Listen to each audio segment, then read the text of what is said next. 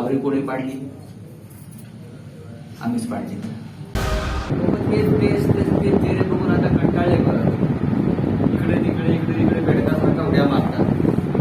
आता एकदम फ्रेश चेहरे, शिवसेना नेहमी नवीन चेहरे देत असतात. आणि या वेळेला आम्ही ठरवलंय की युती आघाडी राजनीतीत न पडता शिवसेना म्हणून आम्ही अजेंडा काय? अजेंडा काय? हा अजेंडा काय? तो प्रमोद सावंत जे मुख्यमंत्री आहेत त्यांनी दिलेला आहे बघायला. बेरोजगारी, सगळ्यात मोठी बेरोजगारी. पण तुम्ही काय देणार सर? रोजगार देणार, स्थानिकांना रोजगार. हे महाराष्ट्रात सुद्धा शिवसेनेचं सगळ्यात मोठं काम. भूमिपुत्र, त्याला नोकरी व्यवसायामध्ये प्राधान्य मिळायला पाहिजे यासाठी शिवसेना स्थापन. गोव्यात सुद्धा हाच अजेंडा आज महत्वाचा.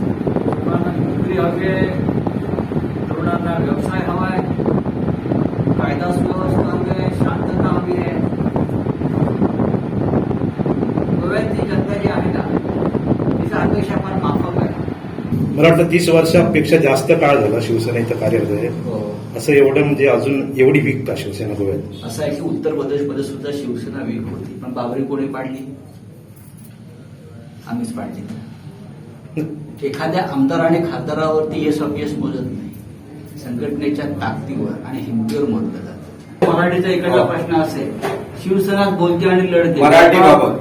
हो, मराठीबाबत कायम. हो, आमचं गोव्यात तसं होत नाही. कोणत्याही स्थानिक नेतृत्व अजिबात मराठीसाठी लढत नाही. लढतील ना. आमचे तुम्ही सगळ्या कसं त्यांना प्रवृत्त करायला पाहिजे. करणार. जेव्हा आमचे 2-4 आमदार निवडून येतील विधानसभेत, तेव्हा तुम्हाला विधानसभेत मराठीचा आवाज घुमलेला दिसेल.